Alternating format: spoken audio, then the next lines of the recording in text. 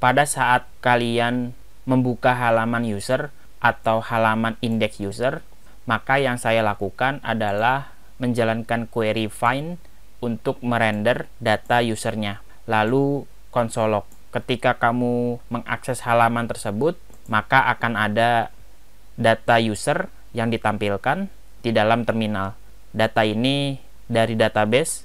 Jika kalian perhatikan, secara default sintak Mongoose itu mengembalikan semua data lengkap dengan kolom-kolomnya.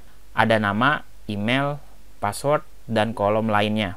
Bagaimana jika saya ingin spesifik menampilkan kolomnya? Karena di halaman index user yang kita pakai datanya hanya ID dan nama user. Maka saya mau tampilkan kolom tertentu saja. Sesuai dengan dokumentasinya, kamu bisa saja pasang parameter yang kedua, dipisahkan dengan koma, tulis kutip, lalu tentukan nama kolomnya. Untuk itu, saya akan tuliskan di dalam metode find, kurung kurawal, koma, tulis kutip 2 seperti ini, pisahkan dengan koma untuk fungsinya. Jadi ada 3 parameter. Kita fokus ke parameter yang kedua. Kalian boleh isi kolom name, saya akan tampilkan namanya, dan kolom ID. Pisahkan dengan spasi kolom 1 dengan kolom lainnya. Seharusnya ketika kamu membuka halaman user, maka servernya akan merender ulang dan mengupdate-nya. Sekarang kamu bisa lihat hasil outputnya yang ditampilkan hanya ID dan nama user. Sampai di sini sudah oke. Kemudian kalian pun bisa mengeksekusi query find-nya dengan karakter slash. Karakter slash ini sama saja seperti penggunaan like di dalam MySQL, yaitu mencari karakter atau huruf yang sesuai dengan keyword pencariannya. Sebagai contoh, saya mau mencari data user yang nama usernya ada tulisan Bale. Berarti kita pasang di dalam parameter yang pertama, bentuknya objek. Kalau kita tulis objek kosong seperti ini, maka dia akan mengambil semua dokumennya. Tapi kalau saya tulis name, saya akan lakukan pencarian data berdasarkan nama, tapi namanya harus mengandung huruf Bale. Kita tandai dengan tanda slash di awal dan di akhir, lalu diberikan opsi I. Kurang lebih seperti ini. Cara ini sudah dijelaskan di dalam dokumentasinya. Sekarang kalau kamu simpan, lalu buka lagi halaman usernya, maka akan tampil semua data. Data usernya masih dirender satu persatu. Berbeda ketika kalian menuliskan keyword like-nya itu Mia. Harusnya yang tampil adalah Bale de Mia, user yang ketiga. Penulisan seperti ini dinamakan karakter regex, tapi pada kasus nyatanya keyword pencarian ini datangnya dari form input, bukan kalian tulis manual seperti ini. Nah, bagaimana kalau saya tambahkan fitur pencarian untuk aplikasi NoteXpress-nya? Langkah pertama, saya buat dulu form pencariannya di dalam template index user. Saya akan buat setelah elemen H1, siapkan form inputnya seperti ini, yang dimana elemen formnya akan saya arahkan ke /user, tapi dengan metode get. Artinya ketika saya submit, prosesnya akan tetap di halaman ini, tapi formnya akan mengirimkan data melalui URL. Di dalam formnya hanya ada input tipe teks, name-nya keyword, dan satu tombol submit, tulisannya cari. Silakan kalian buat dulu struktur form pencariannya.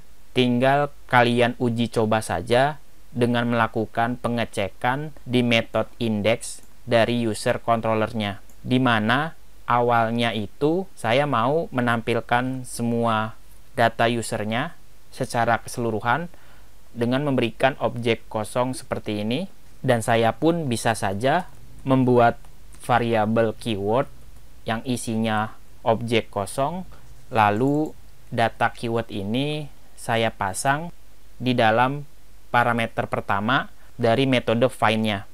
Artinya kita melakukan pencarian untuk semua data. Jadi kalau kamu buka halaman user, kamu masih mendapatkan semua user dan di dalam terminalnya tidak ada error. Nah, sekarang saya mau melakukan pengecekan dengan menjalankan sebuah if jika request.query.keyword tidak kosong, artinya ada, lakukan pengisian objek keywordnya untuk mencari data berdasarkan nama user. Saya akan tentukan di sini kolom nama, lalu value-nya sesuai dengan karakter regex yang kita tentukan. Nulisnya itu kurung kurawal, pasang operator regexnya di sini, titik 2, saya mau mencari string wildcard dari request query.keyword. Tentu operator ini mendukung query ekspresi regular yang berfungsi mirip dengan like yang ada di dalam MySQL. Nanti hasil regex ini akan dieksekusi sesuai dengan keyword pencariannya. Secara tidak langsung, dia akan melakukan ekspresi seperti ini, seperti yang kita lakukan sebelumnya. Tapi kita gunakan operator ini agar berjalan dengan baik. Oh iya, request query ini sesuai dengan nilai data yang ada di dalam URL, di mana request query ditandai dengan simbol tanda tanya. Karena nama inputnya adalah keyword, saya sudah tentukan namanya, maka nanti kamu bisa mengakses tanda tanya keyword sama dengan hasil pencariannya. Misalnya Mia, nanti di enter, maka akan ada karakter yang diambil dan dimasukkan ke dalam query, maka hasilnya kamu mendapatkan data yang kamu cari. Tentu yang saya lakukan adalah menuju langsung ke URL-nya. Jadi sekarang kamu bisa simpan, jalankan servernya, lalu cari karakter dari nama user, langsung disubmit. Maka hasilnya sama, berbeda ketika saya mengetikkan no, lalu cari datanya, alhasil kamu mendapatkan nama user sesuai dengan keyword pencariannya. Secara otomatis, di dalam URL-nya ada karakter tanda tanya, keyword, sama dengan value inputnya. Jadi karakter ini sesuai dengan input pencariannya. Jadi kalau saya tuliskan li, maka hasilnya kosong karena data user tidak ada yang mengandung karakter li. Dengan begitu, ketika query URL-nya tidak ada, saya hapus. Secara otomatis query metode find-nya akan mengambil semua data dokumen lalu dirender satu persatu. Sehingga sampai di sini proses pencariannya sudah berhasil kita lakukan. Saya masukkan karakter yang mau dicari, data user berhasil ditemukan.